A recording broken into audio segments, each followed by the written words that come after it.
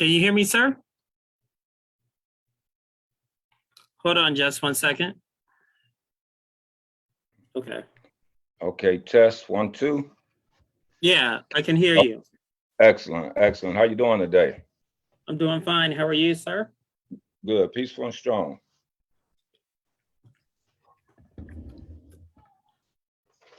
Oh, same here. I just got it.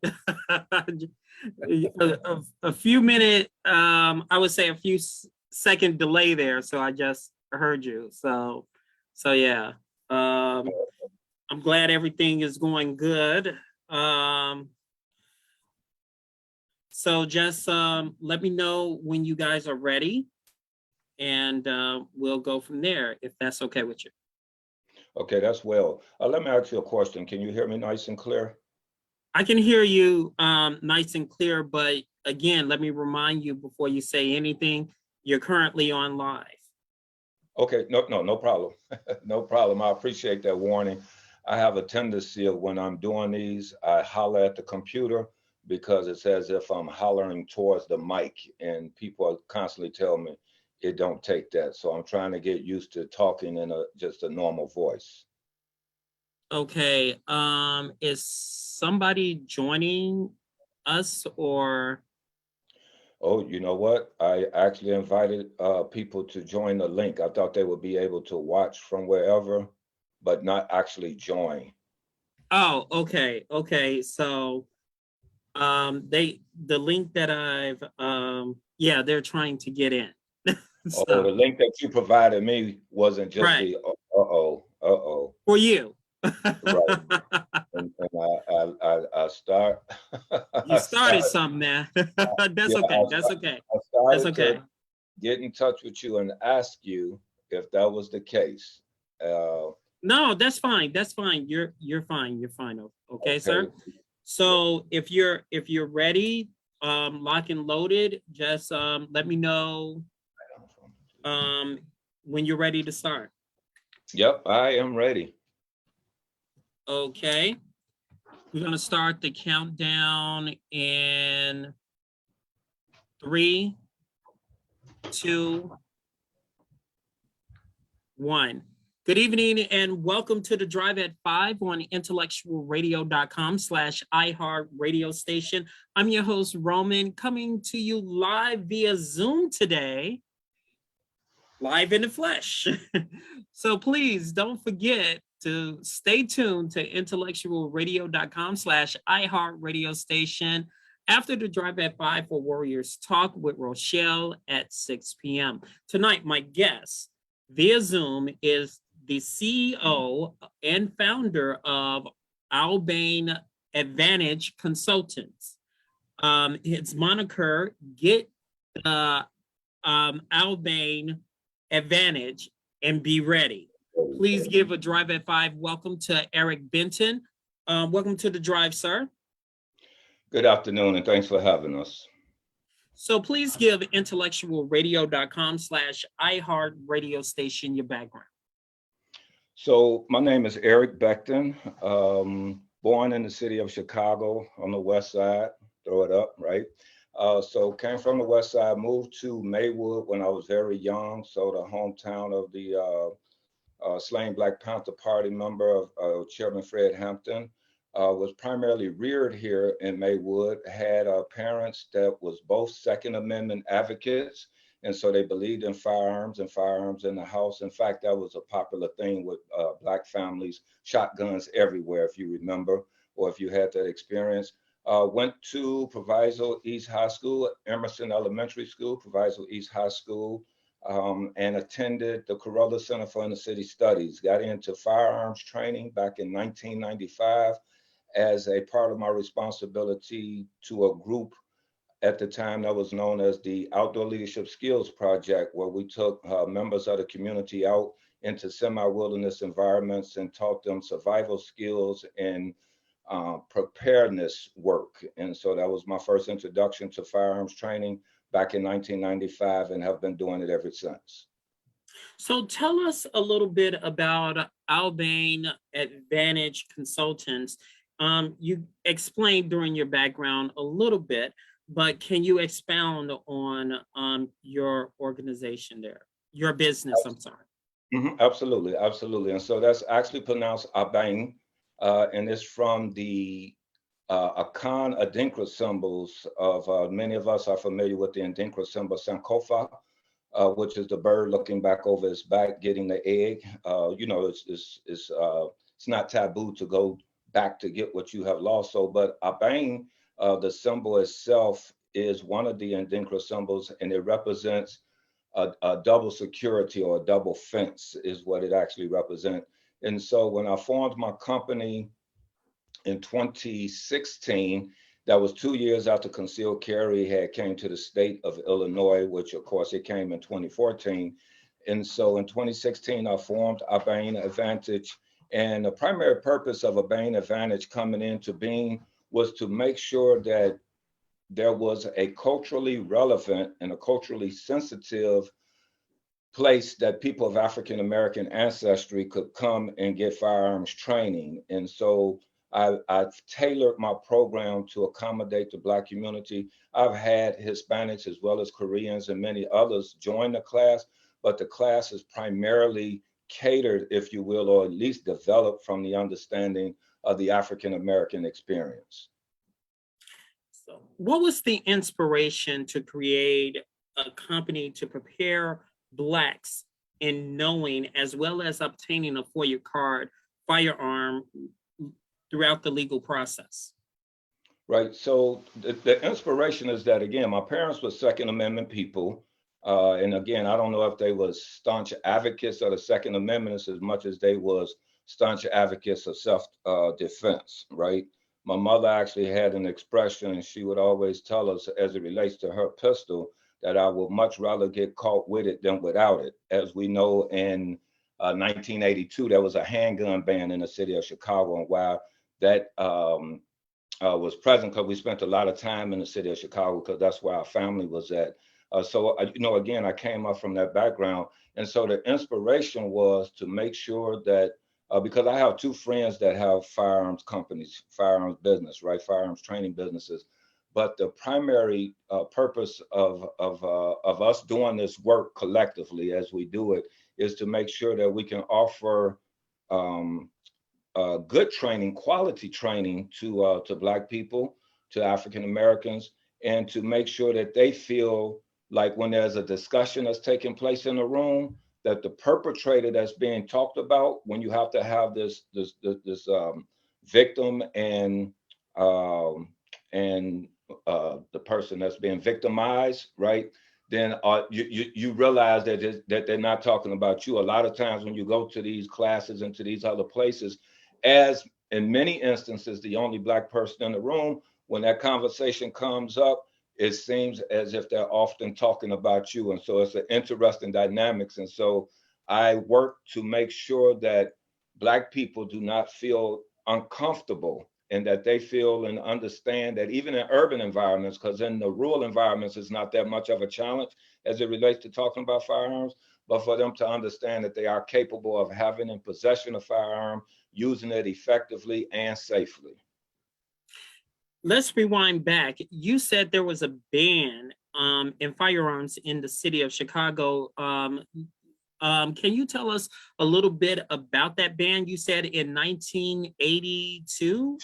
Yes. And so in 1982, Mayor Jane Byrne was the mayor at the time. If you remember, I don't know how long you've been in Chicago, around Chicago, but her thing was that she was going to fight crime. And one of her ways of fighting crime was to do a handgun ban in the city of Chicago. And with this handgun ban, and this was 1982, and with this handgun ban, there was a process that you could then register your gun. And if you had an annual registration that you had to register your gun in the city of Chicago, and if you missed that registration by one day, you was expected to get that gun out of the city of Chicago. And so again, with a handgun ban since 1982, you would have thought that Chicago would be the most safest place on the planet, but we can see and know that that's not correct. I would say that there's a lot of people that didn't know or don't remember that. So enlighten us throughout that time. Was the crime like where it is today? Fast forward. Right. So crime has its hills, its valleys, its peaks, right? And so crime goes up and down. At the time in 1982, I want to say, and don't quote me on that, this may have been a big, crime usually follow drug patterns, right? And so it probably was a high influx of drugs or narcotics at the time. We do know that there was a lot of violence in Cabrini Green at the time. In fact, again, Mayor Byrne at the time went and lived in Cabrini Green with her full security force. And some even talk about how she wasn't necessarily in Cabrini Green as much as along the fringes, but that's a discussion for another time. So yeah, the crime was high on the rise. The crime was, and again, what was it, 1984 that we got Reagan, right? If my memory serves me correct. And so, and you remember Reagan big push was crime, and his crime bills that was pushed at that time, which then what is his name, Clinton, came behind a little bit later and then rode on the back of that and created the three strikes you're out and that whole thing. So it's really just a strong continuation of, instead of assisting communities, policing them. You know what I'm saying? And then using the element that exists inside of the community as reason to pass harsher laws, outlaw certain things such as handguns, and et cetera, et cetera. But again, their efforts failed horribly because it was not effective in banning handguns from citizens. It was not effective because criminals by law by law is going to get illegal guns anyway, and so a handgun ban is not going to do anything for someone that have ill intent. You know what I'm saying? So piggybacking on what you're saying, the laws that were implemented back in 1982, then the Reagan administration, and then you're saying a little bit of a piggyback during the Clinton administration, helped created a situation, to my understanding. Am I correct? Well, particularly, okay, so let's just remember that Democrats to a large degree are anti-gun, period, right? And maybe when we get into talking Well, about, you can't say all Democrats are anti-gun. I cannot say that all Democrats are anti-gun, but I can say with confidence the national platform of the Democratic Party is an anti-gun or anti-Second Amendment expansion, without question, from the executive branch all the way down. We can say that without question across the board in all demographics, that Democrats like to really hold the ham of the Second Amendment. But let's not get stuck there, if I may. I mean, I get what you're saying, but again, when you make those, it's going to be a pushback in those rims because because this goes out all over. So Absolutely. when you talk about the Democratic legislation, you also got to talk about the Republican legislation, which you brought up in Ronald Reagan. That bill, do you think it affected more African Americans, that gun policy, versus what you see now? Oh, Is that what you're saying? without question, because again, that was a gun ban in the city of Chicago, which was heavily enforced in Black communities. And again, we have, and I mean, I've been doing this for quite a while, know quite a few people that have worked different beats, if you will, in the city of Chicago. And through police discretion, some was taken to jail in certain communities, and in other communities that police discretion would tell them to take your gun home and put it up. And we would hear this over and over again from members of law enforcement that we work with.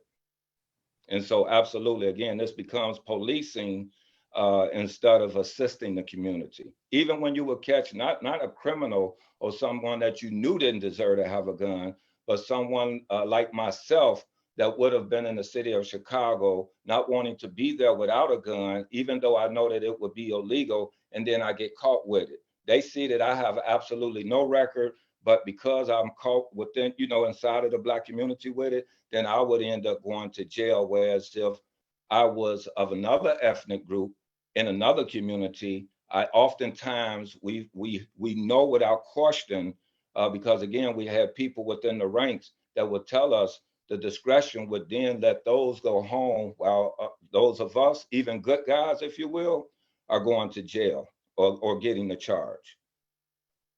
Okay. Can you define what is a FOIA card to us? A lot of people hear the terminology, but they don't know what it means and what it stands for. Can you define that for us? Absolutely. And so the FOID card, that's FOID, Firearms Identification Card.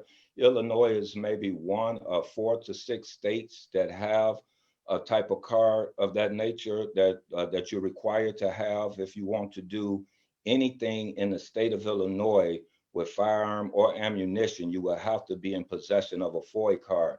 And so a FOID card allows for you to view at a gun store, to purchase, or to trade, if you will, firearms in the state of Illinois. And you can't do anything, not even be in possession of the smallest of calibers, such as a .22, without a FOID card. It's the law of the land.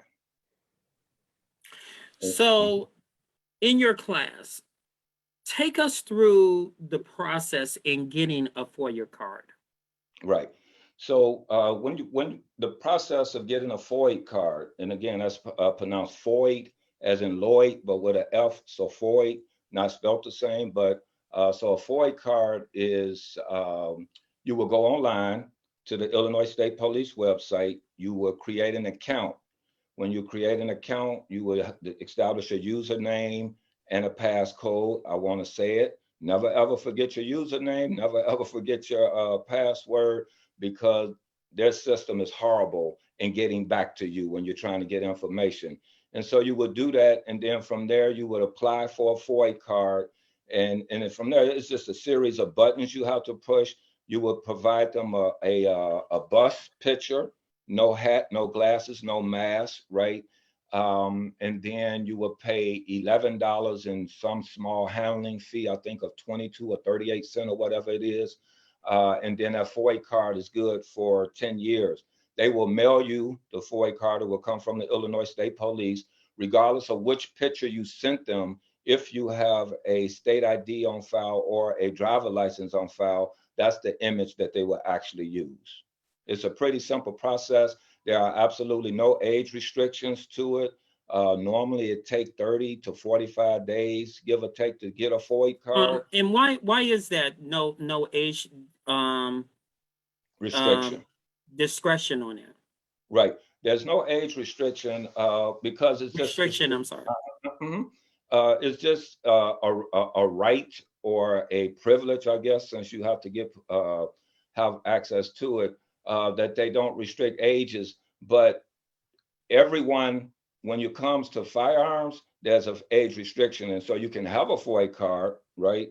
And you can go to the range with your parents or someone else, another guardian. But there's the FOID card without age restriction for me is kind of like a thing of practicing your Second Amendment, just to let people know that, yes, even my children have FOID cards. And on that note, if I may just real quick, I strongly recommend, whether you plan on shooting or not, that everyone in the house have a FOID card, because there's policies like if you're in a car accident and you have your gun on you as a concealed carry holder, you can't take that gun into the hospital. And so someone will have to come and pick that firearm up, which then any family member with a FOID card will be able to do that. And again, you can go online. Can you repeat that website again? Yep, Illinois State Police. Just, do a search engine on it, put in Illinois State Police, and it'll come right up. And then from there, just do the drop down boxes. And the fees are $10. Not expensive. No, not at all. And everything is relative. If you got to pay for anything that you really shouldn't pay for, you can ask, is it or is it not expensive? But yeah, but it's $11 and some change altogether, right? And it's good for 10 years.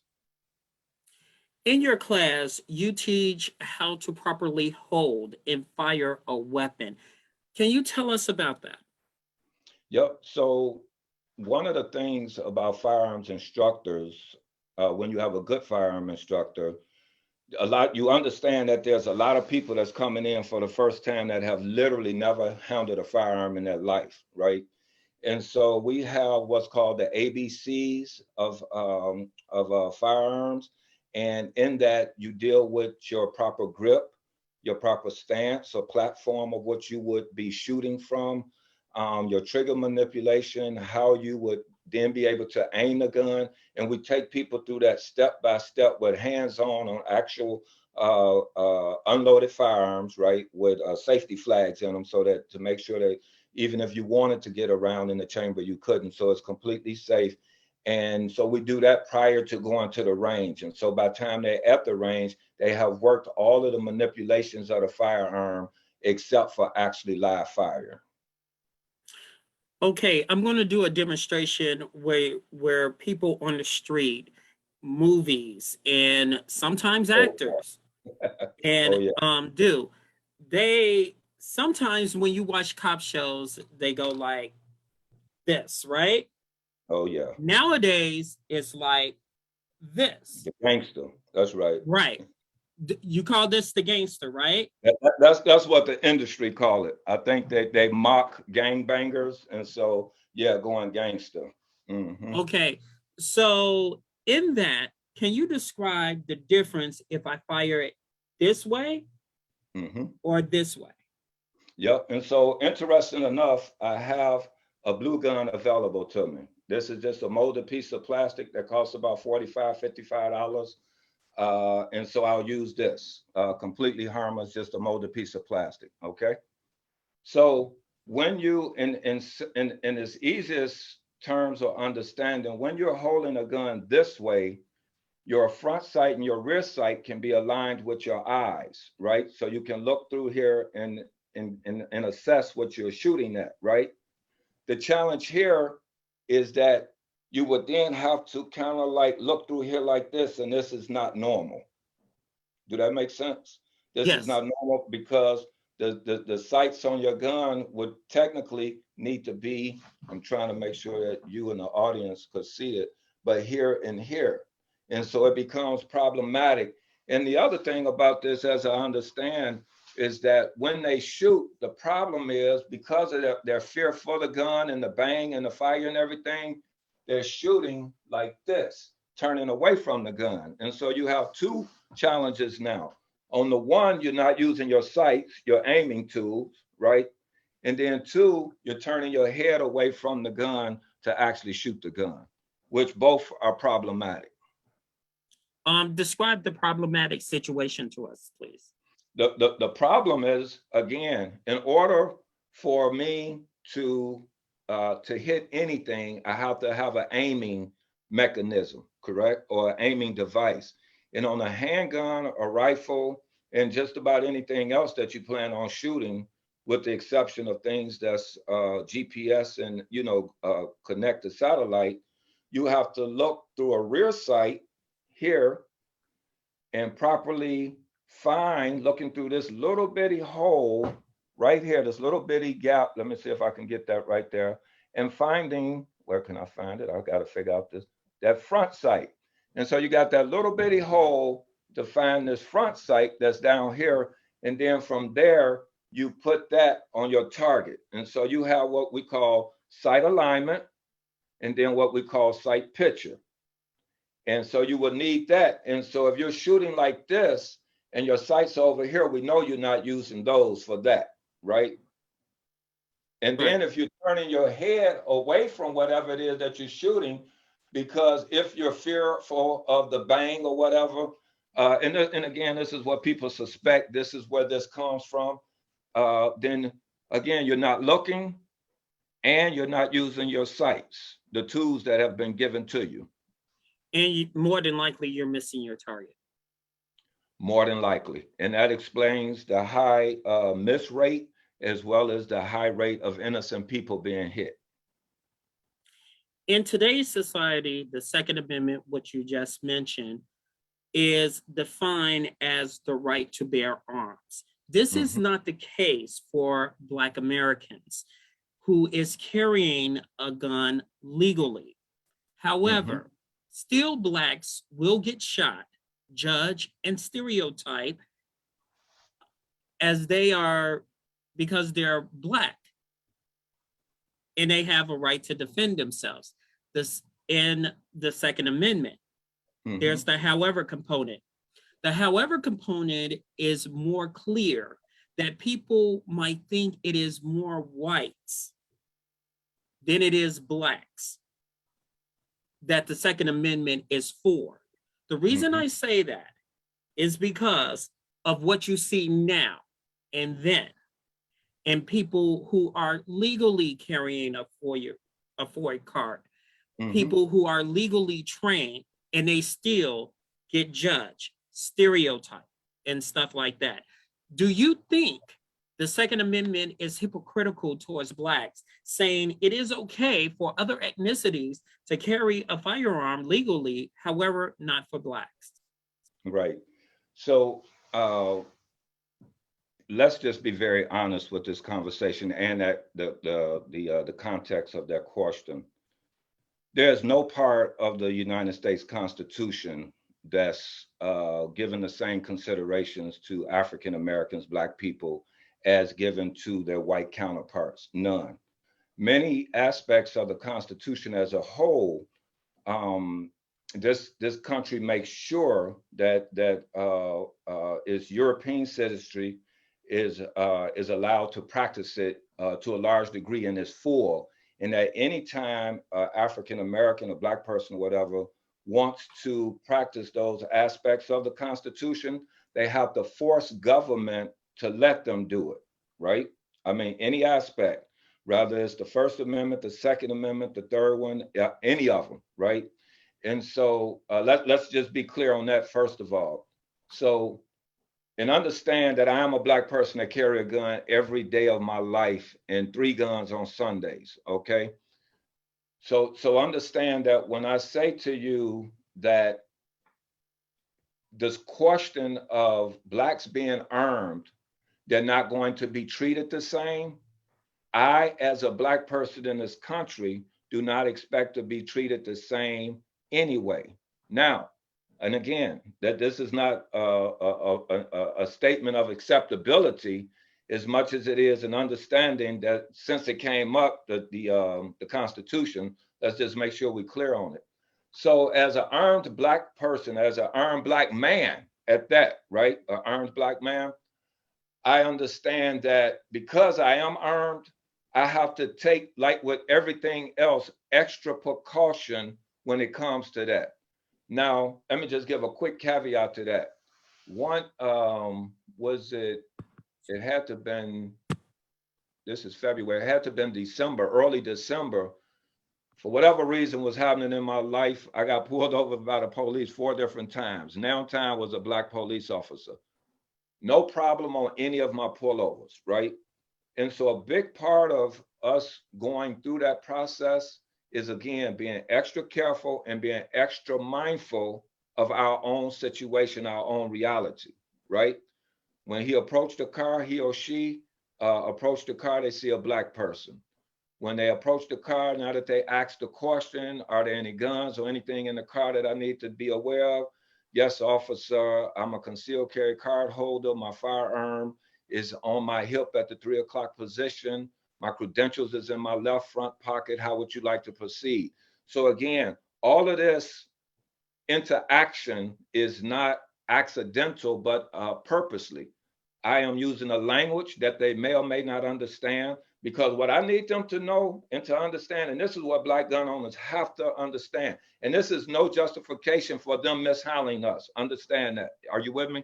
So it's no justification for them mishandling us or mislabeling us or seeing us in some other shady light.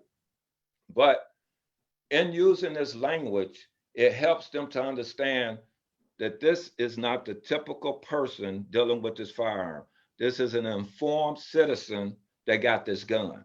Now, here's the other part of that, and we probably don't need to go into it, but because a person have taken time to learn this language, they may also know how to use this thing.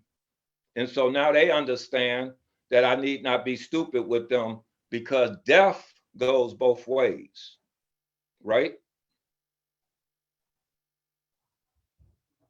Is that rhetorical, or you want me to answer that? No, I'm just saying it's a statement, but you could. Okay. Death goes both I ways. thought you was going to finish that statement. Yeah. Let's say I am carrying a Floyd card, Yes, sir. and say that No, one more yes. time. Yeah, Okay. I forgot about the relay. Yep, excuse me. Okay, and I want to get a cup of coffee at a restaurant, and my firearm is shown. People start to panic.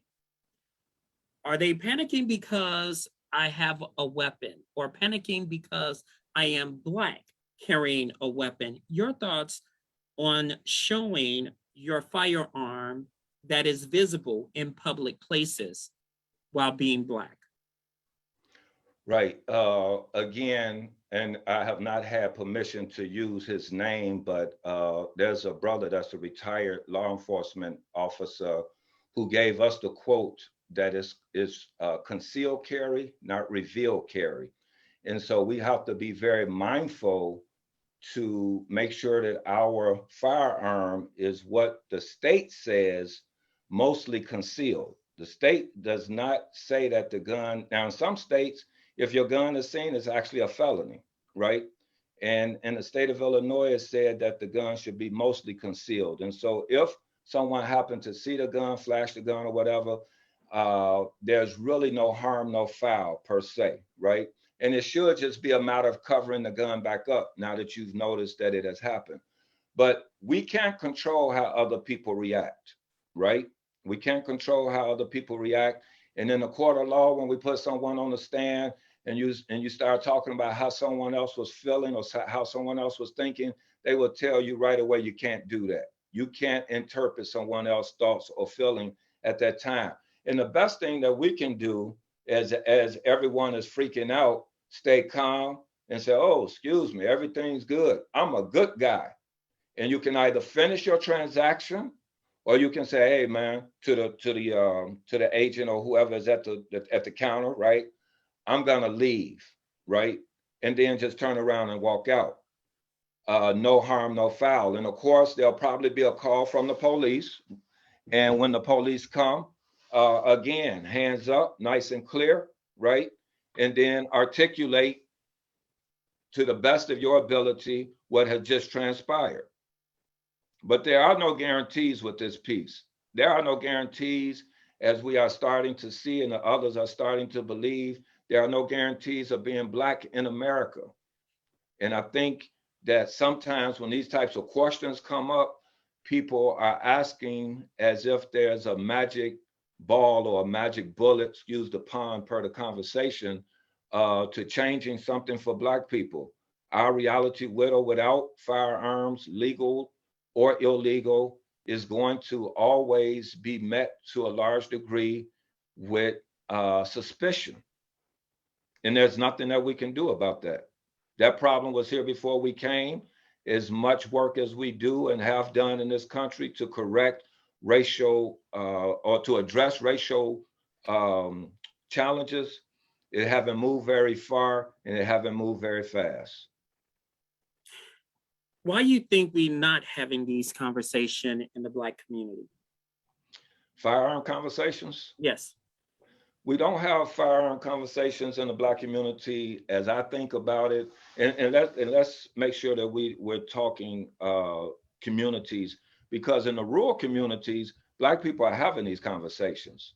Now in your urban communities, the conversation is not as robust because Black people have always taken the position of two or three things. One, you don't discuss what's in your house, right? Your parents always told you that you don't talk about what's in this house. Two, firearms are still taboo inside of the Black community. And then I think the third reason is because we do not have ample information on it. And what we actually do at Bain Advantage Consulting is we're trying to raise up a educated population of Black gun owners to lend voice to that conversation, so that when people are talking about firearms in the city of Chicago, particularly, or any place else that impact Black people, gun laws and gun considerations and all of that, we need a Black voice to lend to that, a strong Black unapologetic voice. Absolutely. What are the do's and don'ts of carrying a firearm legally while being Black? Oh, the do's and the don'ts. We can start from the beginning. Don't expect for law enforcement to give you the same consideration as they do everybody else, just from a law enforcement position. The do's is that, again, it's called concealed carry, not revealed carry. So you do not, and this I guess would be a not, you do not let anyone that you are not responsible for their well-being know that you're carrying a firearm. There's no one else's business. Make sure that you understand the process of interaction with law enforcement. What do that look like? You know what I'm saying? One of the first things that we have to pass as Black people, and then armed Black people particularly, is the attitude test when dealing with law enforcement. Make sure that you do not talk and move at the same time. And I guess I'm kind of stuck on this law enforcement piece now. But if the police is at your car talking to you, your hands is at 10 and 2. If he or she wants you to move and get something, you completely stop talking and only move your hands, because confusion starts because they act as if they can't understand that you just told me to get my license out of the glove compartment. And so now I'm talking and I'm telling you I'm going over to my glove compartment to get my license. Nope. I will tell you I'm going to my glove compartment to get my license, then I will be quiet. And now all you have to do is watch me do it. Because if I have to talk to you while I'm doing it, I'm giving you too much to do as a law enforcement officer. I don't want to do that because the stakes is my life, right? And so because the stakes are so high, I don't want to do that. Do's and don'ts. Train. Get your training from reputable people. Get your training from reputable people. There's a lot of people out here, in fact, nationally, even among non-Black people, less than 1% of the population go back and get any type of training beyond their concealed carry, which is really very, very scary, right? And so all you have to do is be in some of these classes and you see how people handle the firearm in the class. And of course, they do good enough to get past the test and everything. But if that's the best that they can do and they don't get any training and they don't pick up a gun again for another 6 months, and when they actually have to use their gun, it's been 8 months later, and now they're shooting, it's just a bad situation. So get you some training from a reputable company.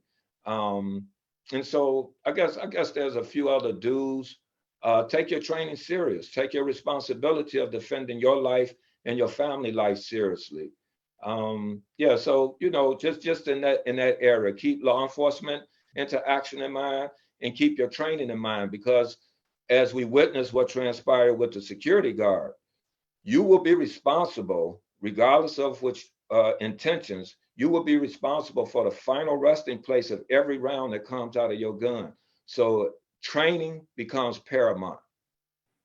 Explain that situation to us that happened recently in a couple of days ago, that a security guard on the South Side, it was an altercation and the guy basically shot him in the foot, and the guy ran. He took a gun from another security guard and started shooting. What is your assessment on that? That was what we would call in the Black community a hot mess, right? With very tragic consequences. There was just so many things wrong with that, and I don't like to deal with individuals per se, because these people out here in this world is just always looking to hurt somebody. So I don't want to step on nobody's toes. but that piece was a hot mess. That piece was a hot mess. So if we dissected it and looked at it one at a time, and again, all I know about that case is what I read in the paper. So if I have any information wrong, it's the paper. So those that's out there that's looking to hurt somebody, just know it wasn't me. It was the paper, okay? So I had understood that the guy got shot in the leg. There was an argument, a disagreement, whatever transpired. The original conversation, to my understanding, have not came out. What sparked the original argument or whatever, I have absolutely no idea. So I haven't read it. So there's an argument, right? One of the things that we have to learn as firearms owners is de-escalation. A gun don't make you tougher or braver. And I even read in one article that his gun that he had on him actually shot blanks, and that he then took the gun or got a gun from a concealed carry card holder whose gun was there. So if had he de-escalated that situation, and I understand that he's security and that he has a job to do, but had he been able to use some de-escalation skills just to lower the tension so that no violence would have had to have happened, right? The second thing is that after the guy shot him in the leg, the perpetrator turned and fled. Immediately at that point, that perpetrator, we're going to call him a perpetrator, disengaged that confrontation, right? And so he was no longer a mutual combatant. Now he had done what he had done, right? And now he's trying to leave the scene. At that point, that individual is no longer a threat to that security guard, period, because he's running. He's leaving the scene. He has disengaged. So without getting the gun from the concealed carry card holder, let's just say he had his own gun, right? He was outside of the boundaries of the law for use of lethal force by shooting at a fleeing suspect. And then the worst part about it was that he just did not handle his gun right. He fired rapid shots down the block, almost not caring who he hit, obviously, because he hit this young lady, right, and killed her. And so again, just a complete big mess. And again, when you start thinking about the do's, know when and you can and cannot use lethal force. You know, there's 5 elements to lethal force, and 4, you have to have a minimum of 4 to keep you out of jail, preferably all 5, because oftentimes if you don't have all 5, you're going to be in trouble. What are the 5? And I'm actually trying to bring them up, but one. I'll give you time to bring it up because I can ask you another question while you're bringing that up. And again, it seems like a double standard to me personally that we have to go through so many processes in carrying a legal firearm for safety reasons, not only to protect ourselves and our family. However, a person that is carrying a legal firearm that is Black need to know the so-called Black code in carrying a firearm. Can you describe the so-called quote unquote Black code for us? I think you talked about it earlier, and I'll reiterate it again, in that everything inside of America is a Black code. And there's no sense for us trying to narrow this down to just gun ownership. There's a Black code when we go into the bank to present for a loan or whatever it is that we're trying to do. There's a Black code that, excuse me, I just need this to be downsized again so I can pull up something off the side. There's a Black code, and mine is not touchscreen. There's a Black code in everything that Black people do inside of America. And so again, we should not expect that much difference when we get to this question of Second Amendment. And so when you think about what it is that we should do, it comes down to being very mindful. Some behind all of that. Very mindful of these people and how they see us. Again, going back to the movie titled by the same name, how they see us. And so it just becomes a question of that. If you know people see you a particular way, then you do everything that you possibly can to make sure that they understand that you are not that person in more than one way. Again, one of the things that white people, that's excellent. One of the things that white people used to talk about with Barack Obama, which used that understandably Black people used to get so irate about, was that they would always say he's what? So articulate, right? That was their thing. He's so articulate, as if a Black man cannot speak correctly, right? As if a Black man cannot, say an entire sentence in with the proper pronunciation and everything. So it's the same way with this question of Second Amendment. Again, I don't, when the police interact with me, I never use the word gun. Is there any guns in the car that I should, guns or anything, drugs or anything that I should know about? I never say, yeah, officer, I got a gun right here, right? That's a no-no. Yes, officer, I'm required by law to inform you that I am a concealed carry card holder, and you force them to listen to all of that. And my firearm is wherever it's at, and then how would you like to proceed? So this officer now is realizing that this ain't the cat that done just went, and you know what I'm saying? This is a different type of person. And so in that same way that we have to present ourselves inside of a bank or any place else as somebody that's, and this is America. I think the song, I forget the young brother name, made the song, This is America.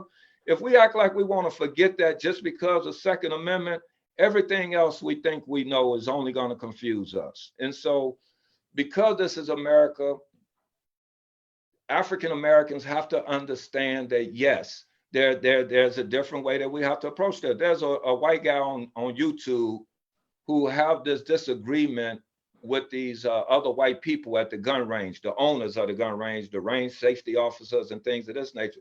And he comes on and clearly says that if I was a Black guy, this would have never unfolded the way that it did. And we're uncomfortable with a Black person saying that we have to go the extra mile, but we're very understanding and appreciative when a white person says it. This white dude told the truth. I got that YouTube link sent to me at least 20 times. Man, here's a white guy telling the truth. Come on, Black people been telling that truth all the time. So yes, again, we have to be prepared to present ourselves a different way so that they can understand that they're not dealing with that perception of a Black person that they're so used to, if that makes sense. Now, you talked about the Black code. Now let's talk about the street code in carrying a weapon.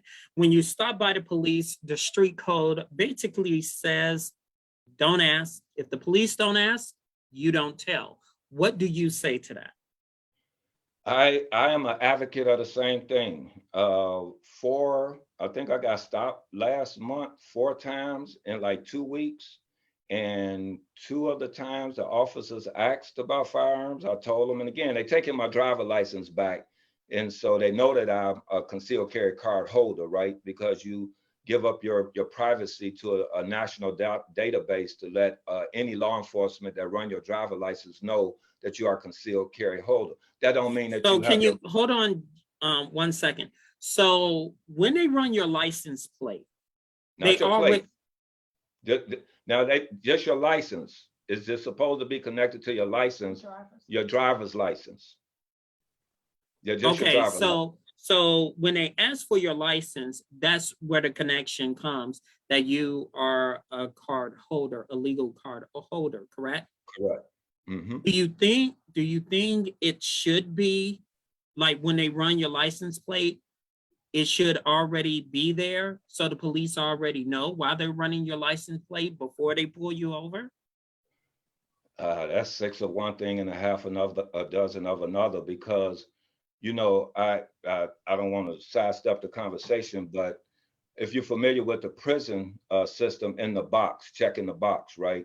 They took the checking the box off so that people would get that as far as an interview per a felony, right? If you're a felon or not, check the box. And so they took that off of many applications in the process of applying for a job so that as a felon, I can then present myself to you. So if there's any room within your company to make a decision to hire a felon, then my presentation is the first introduction to you versus this box. It's the same way I feel with the license plate. Let you get my license and base my initial interaction with you before you went back to the car to find out that I'm a legal gun holder. Now, just another caveat, and we probably need to think about this. Most police officers have always supported concealed carry.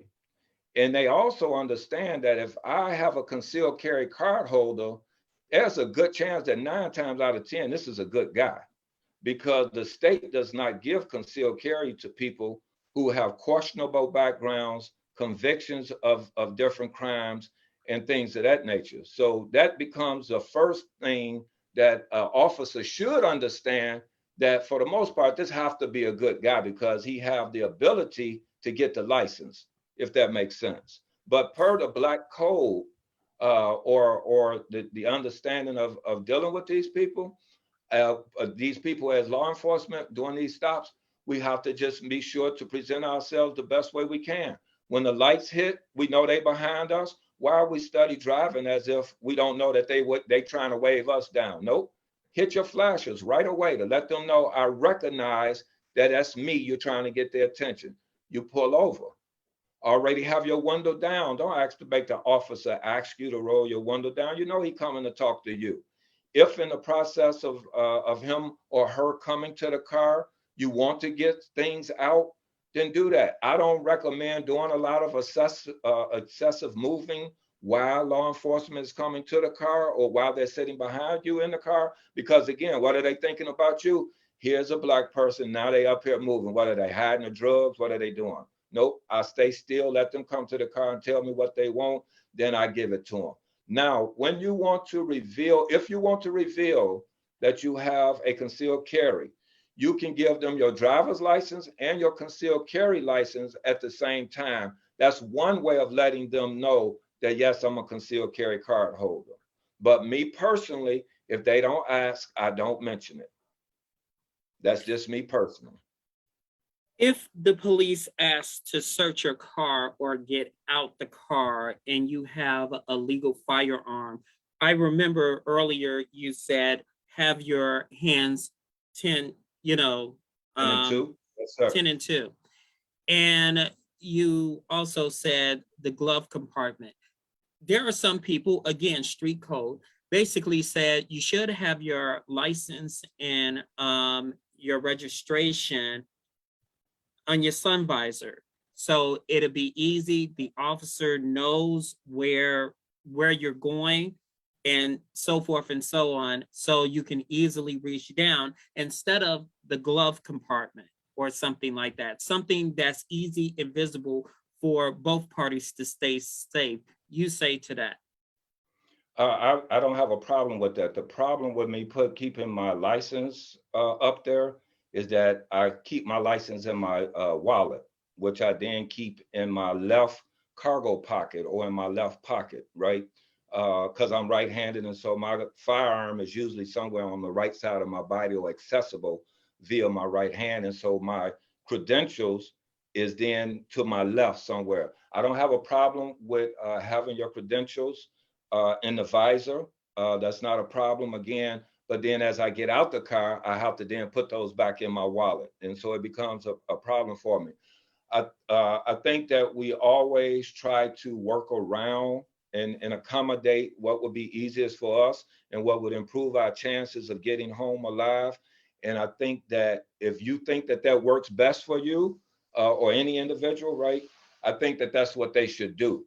I truly believe that that's what they should do.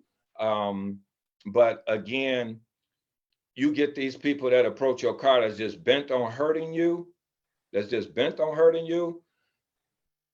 you just there's nothing that you can do. You can't do anything right for them people that have came to your car, poured you over with the intention of hurting you, and then looking for any reason to hurt you. And we've seen that over and over again, how they take a small situation and escalate it to where they're hollering at these people and stuff. You know, the person that they pulled over.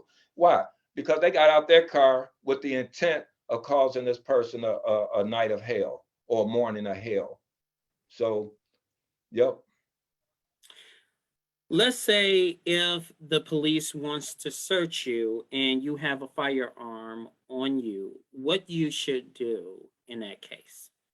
Right. So you've made the declaration that you have a firearm on you, because at the point when he or she tells you to step out the car, right? Now, understand that I'm not an attorney. I play one on YouTube every now and then, but I'm not an attorney. So, right. So with that, when the police pull you over, I'm a strong advocate of make it home alive. Do whatever I need to do to make it home alive, because in the final analysis, that's what I'm trying to do every day. Whether it's the police or somebody else in my community, all I'm trying to do is make it home alive. So when the police, for whatever reason, have not asked me about a gun, let's just say, or if he or she have asked me about a gun, a firearm, right? And I have told them that I have a firearm on me. From that point, it's really the call, by law, it's the call of the police, the procedure that he or she wants to happen. He or she can ask you to, okay, well, take the gun out from where it's at and just set it on the dashboard so I can see it, and keep your hands down at the bottom of the steering wheel, right? And so instead of 10 and 2, maybe 5 and 7, if you will, okay? If that's what they want me to do, I personally will never take my firearm out of its holster for law enforcement. Officer, while my hands are at 10 and 2, I will feel much safer if you allow for me to get out of the car, however you would like for me to, and then you take my firearm off my body, if that's acceptable for you, right? Now, in the same way that we have to pass an attitude test when the police come to our car, the police have to pass an attitude test, because then we get an idea of who it is that we're dealing with, right? And so that piece goes both ways, right? That piece goes both ways. And so, but again, he asked me to get out of the car, whatever he had probable cause to search the car, whatever. Me personally, right? Me personally, I don't expect for my constitutional rights to be honored inside this country. I will fight it down the road. I will hire a lawyer and I will fight it down the road. My job is to get home.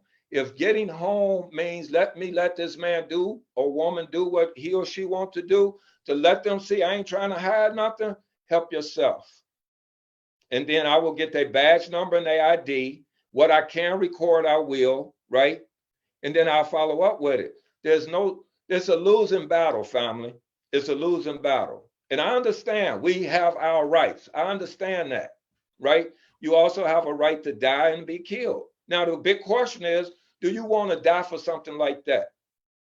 There's a martial arts community in the African American community, the Kupigani and Gumi Society. And they have a firm philosophy that every day is a good day for a warrior to die. But the question becomes, is this the day and is this the reason? Not for me. Help yourself. There ain't nothing in that car. And I can produce 10,000 witnesses if you found some cocaine in that car that wasn't mine. You know what I'm saying? So earlier you talked about the stop, to flash your lights to acknowledge the police, that you are, you're aware they're stopping you.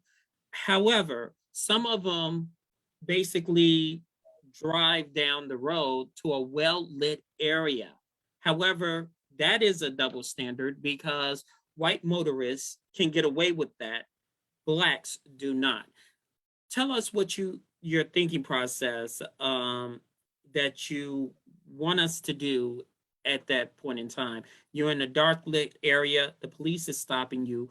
You're saying one thing, flash your lights to let the police know you are aware, but you're trying to get to a well-lit area. What you do? Absolutely. With your flashers on, you drastically reduce your speed.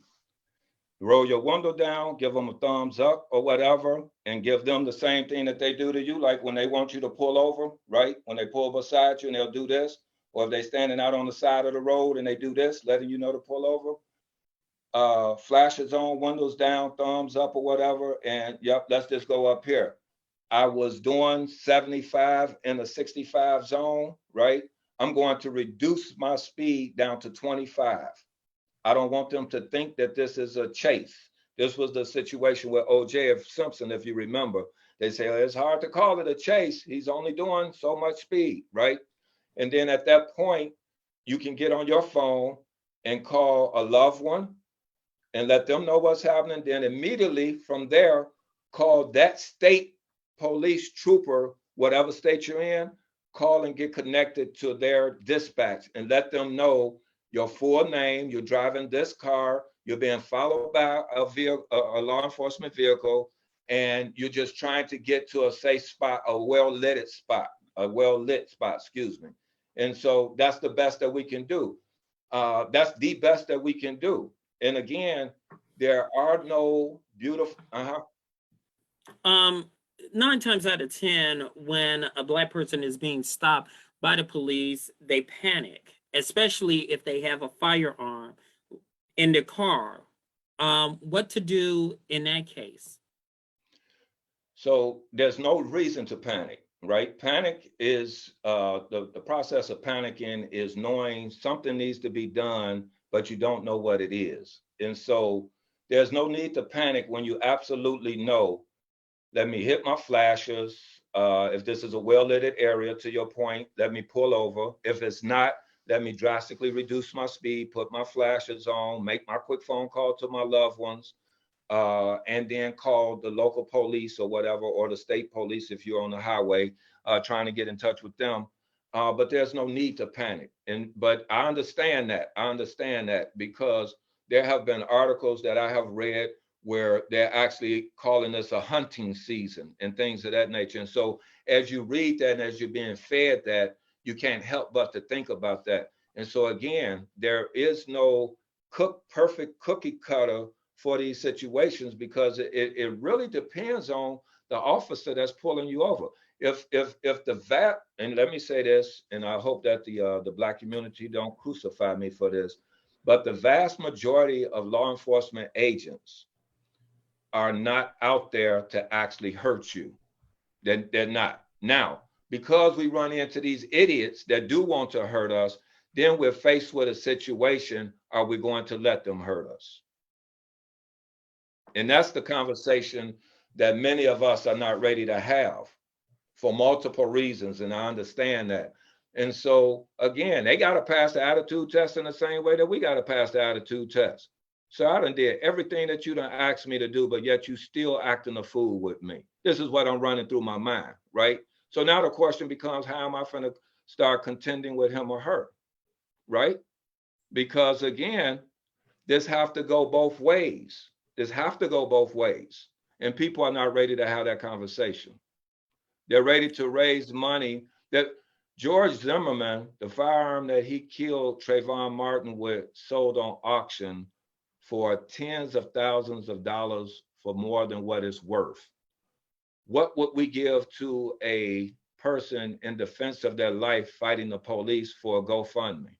Man, I feel sorry for that brother, but I feel sorry for that sister, but it's not a conversation that we're really ready to have yet.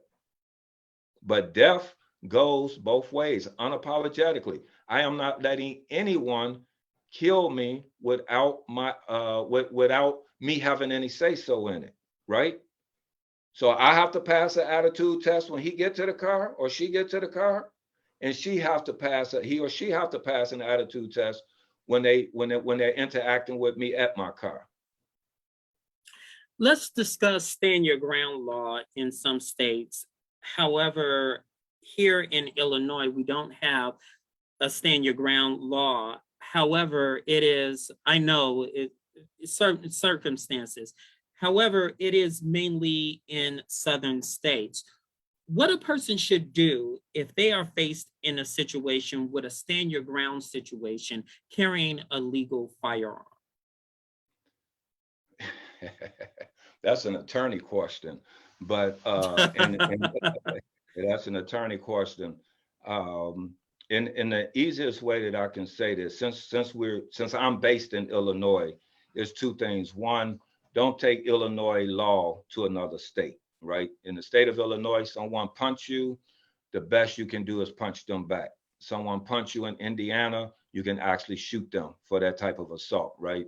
So don't take Illinois law and attempt to impose it on the citizens or the residents of another state. That being the first thing. The second thing is that in a again, when we start dealing with those five aspects of self-defense, of trying to proclaim or claim a self-defense, right? It almost goes from state to state, and stand your grounds give you a little bit more room to, you know, to puff your chest up or whatever, you know what I'm saying, or to be the aggressor in a mutual combatant situation, or to let me just say to be the aggressor. But as a logical and sensible gun owner, really, I'm not going to let you pull me into anything where I'm going to end up having to shoot you. Yep, you called my woman out of her name. Baby, come on, let's get in the car and let's go. You know what I'm saying? I'm glad you mentioned that, because as we speak right now, Missouri prosecutors say they're proposing a self-defense bill that gives the Republican state lawmakers a bill that would make murder legal. Let me clarify that. According to the Associated Press, states that under current law, the defendant has the burden to prove he or she reasonably believed physical or deadly force was necessary to protect him or herself or a third person. This act provides that there shall be a presumption of reasonableness that the defendant believed such force was necessary to defend him or herself or a third party. The bill further reiterates that any person who uses or threatens or use force in self-defense is immune from criminal prosecution and civil action for the use of such force, with the sole exception of using force against a police officer on duty if the person reasonably knew or should have known that that person was a law enforcement officer. What are your thoughts on that bill? If the bill passes, other states could do the same, and will the same rules apply for Black people? We look, Roman, with all respect, we have got to stop asking that question. That last question, will the same rules apply for Black people? America have two separate sets of rules. One for their sovereign white citizenry, and two for their Black subjects. Now, I know that this is going all over everywhere and everything, but this is just the truth. This is just the truth. And so we have to start raising that question.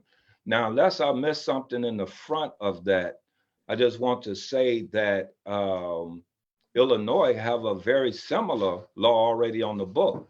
Illinois Combined Statute 720-1 says that you can use force and up to lethal force in defense of a person, yourself, or another innocent person, right?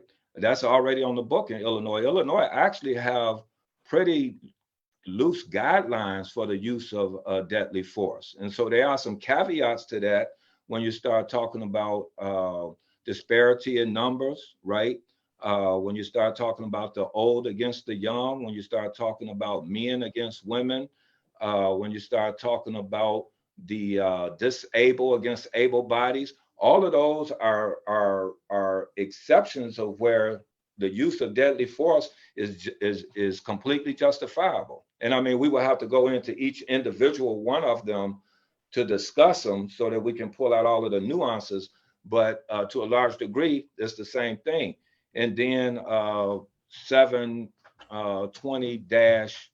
is it 2 or 3 deals with defense of your home, which says that if someone comes into your home in a violent or tumultuous manner, that you have a right to use deadly force, right? And your home is any place that you call your residence, including a tent in the state of Illinois. And so we have these laws that guide us. And again, but there are certain elements that must be met in order for us to claim self-defense. And if we have time, and if you can see my screen, I have the 5 up on my screen now, and I'm not real familiar. No, go right ahead, sir. Go right ahead. Okay, so, and let me just push this door up. So the 5 elements of self-defense, that is, that I shot this person in self-defense, right? The first one is innocence. You cannot be the one who started this mess and then attempt to claim innocence. Okay? And so you have to be completely innocent in the process. The second one is imminence. That means that this threat has to be happening right here and right now. So here, let me go through some quick examples with each of these, very, very quick. Innocence. I come out to the car, there's a guy standing at my car trying to talk to my lady. I say, hey man, get away from my car. He said, man, I'm talking to her. I said, man, that's my wife. I'm trying to pump my gas, right? I'm coming to pump my gas and I see this. He tell me, skip you and a bunch of other bad words. I go over there and push him. I just lost my innocence, right? Because what option did I have? I could have jumped in my car and took off, right? Now, so when you start talking about how the law looks at black and white, they're going to look at all of these 5 that we're finna go over much more harsher with black people than they do with white people. This is just America, okay? This is just America. Imminence. The threat have to be right here and right now. There was a lady in New York that was raped. She came downstairs hollering to her husband that was out on the sidewalk with some friends. That's so-and-so that just came out this door just raped me. He got a tire iron from the car and beat the man to death. He went to jail for murder. Why? Because the threat was over. It was not happening right then and there. If the threat is happening right then and there is no way for me to avoid it, then I can use lethal force to get up out of it. Proportionality. If is the third one. Proportionality is the third one. If somebody punched me, then the best thing that I can do is punch them back. I cannot use a gun, particularly in the state of Illinois, as we were saying before, because somebody done punched me. Say they throw a drink in my face. I can't pull my gun out and shoot them. No. Avoidance. And while avoidance is a consideration that's not necessarily put in law, the question is always going to be, couldn't you just left? Why didn't you just walk away? And then what are they going to say? You had a gun on you, and that's why you didn't think that you had to walk away. Because what? You wasn't taking no mess, right? And so, and then, of course, when you mentioned the word reasonable earlier, right, in this law, when you're dealing with reasonable, you're dealing with people who's on a jury, and they ask themselves, is it reasonable that, yep, this man felt like this was immediate and that he had to deal with this threat right away, and that because this threat was coming at him either with a contact weapon or another gun, he had the right to proportionality to use another firearm and use another deadly force, right?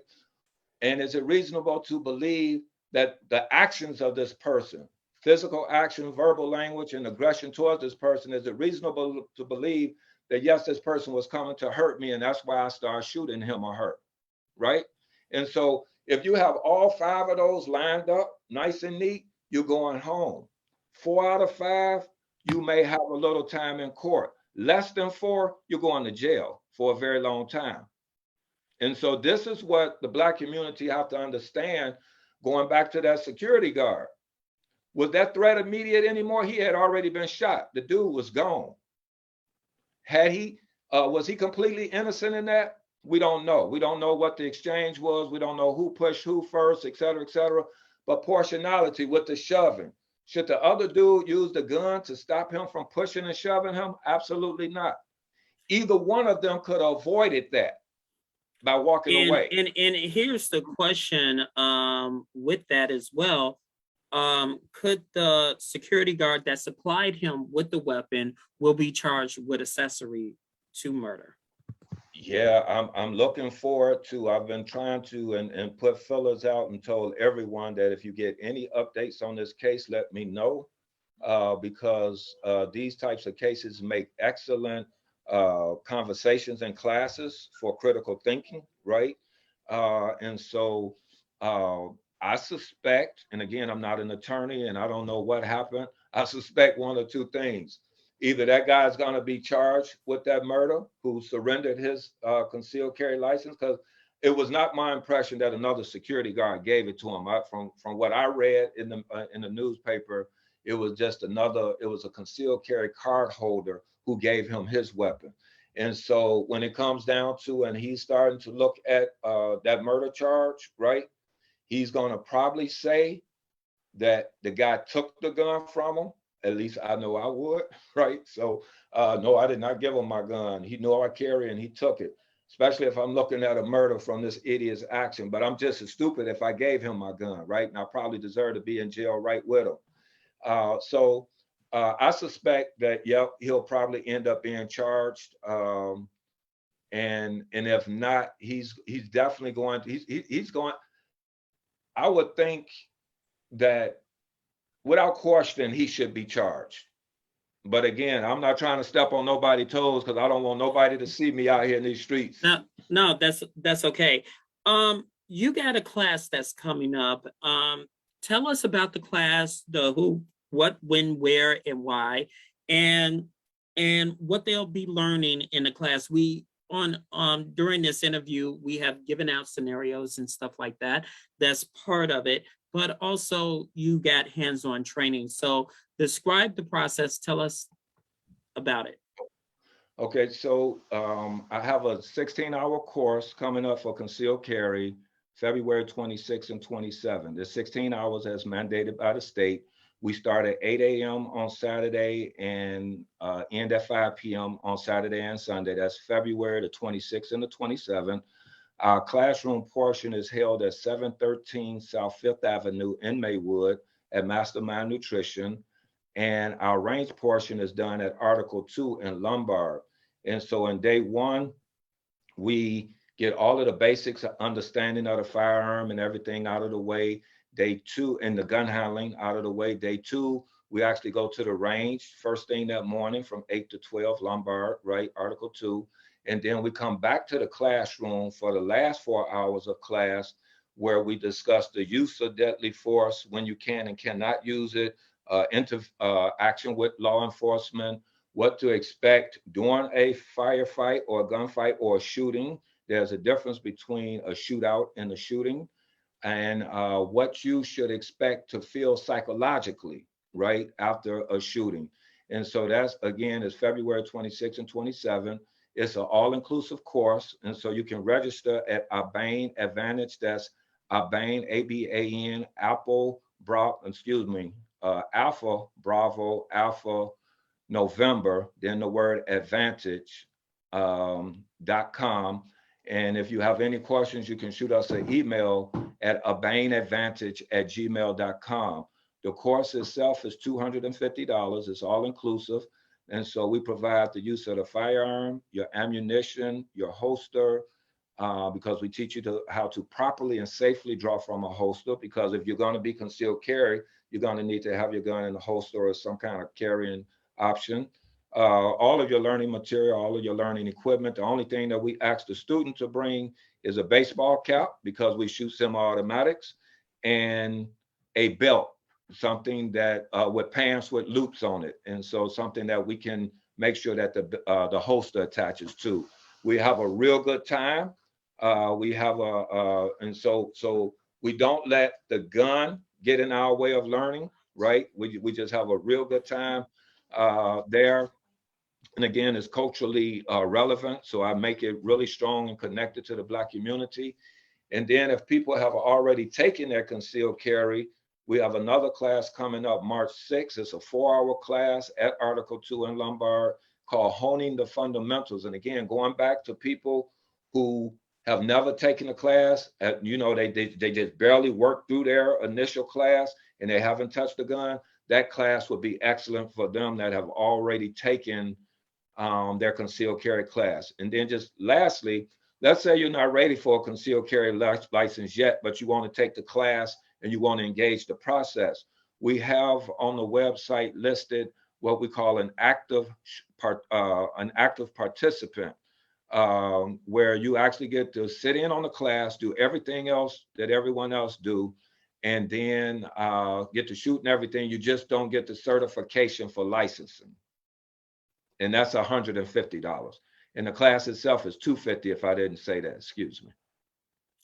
So we will have the information below after the interview.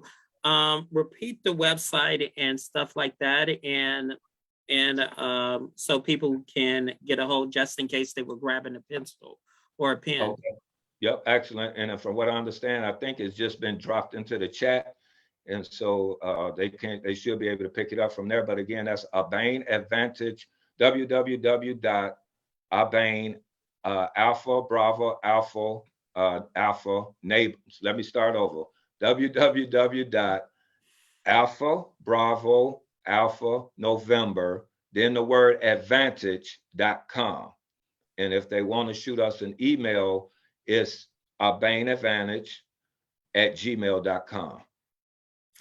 All right, sir.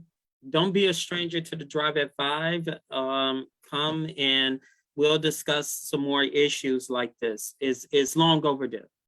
Hey, Roman, this is what I would like to offer you.